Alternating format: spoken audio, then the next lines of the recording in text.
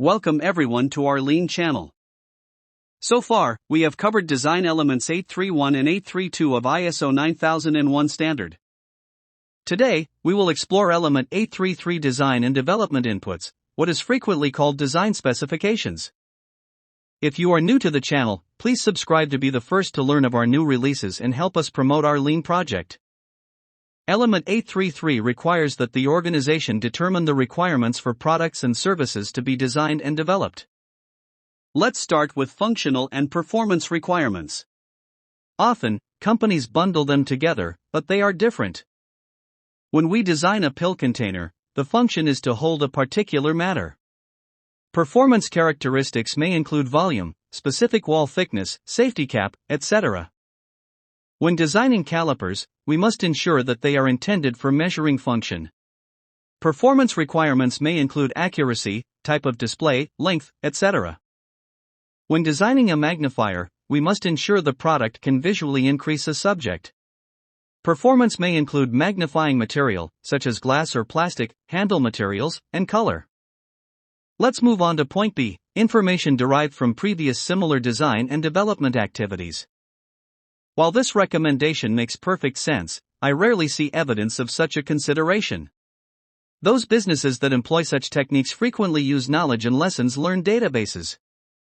It is time to review point C, where the standard requires consideration of statutory and regulatory requirements. Per Oxford Languages, the word consider means think about, contemplate, etc.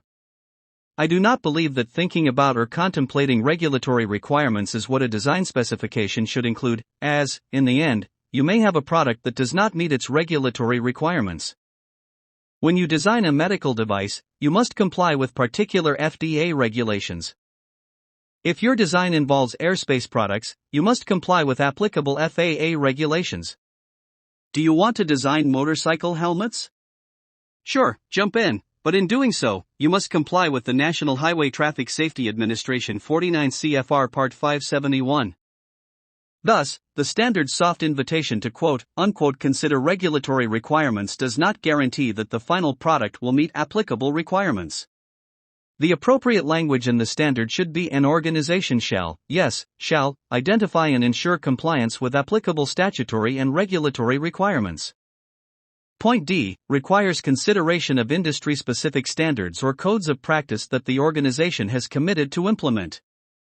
Examples of these may be UL Standard 508A for industrial control panels, American Society of Mechanical Engineers B31 for refrigeration piping and heat transfer components, ANSI Z21.15-2009 for manually operated gas valves for appliances, and countless others specific to your industry standards and codes.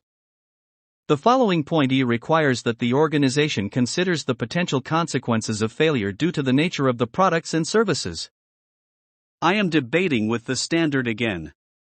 The design input product phase is not the right time to consider the potential consequences of failure because we do not yet know what our product will be. In general, risk assessment is performed when the design output is defined to some degree. If the standard wants to conduct a risk assessment at the design input stage, it should be the project, not the product risk assessment.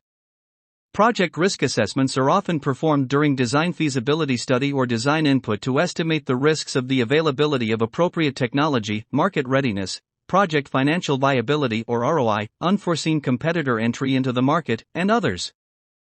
I find the following two requirements childish and pointless. Of course, Mr. Standard, we will ensure that inputs are adequate, complete, and unambiguous. This is what design reviews are for, right?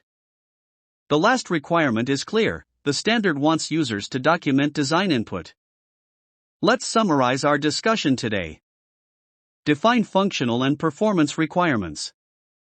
Consider previous similar designs.